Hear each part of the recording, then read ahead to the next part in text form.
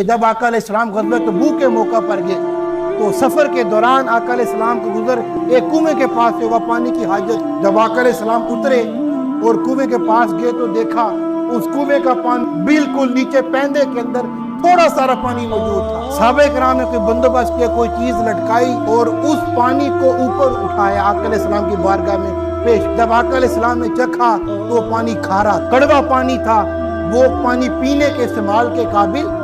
نہیں تھا. جب یہ معاملہ آقا علیہ السلام نے دیکھا کہ آس پاس بھی دور دور تک بھی سارا لکو دک صحرا ہے, کوئی آبادی کے اثار نہیں ہے, اور یہ ایک کنواں جو خشک ہو چکا اور اس کا پانی بھی کھارا ہے, تو صحابی کہتے ہیں کہ آقا علیہ السلام کو جو تھوڑا سا پانی اس کنویں کا پیش کیا گیا تھا,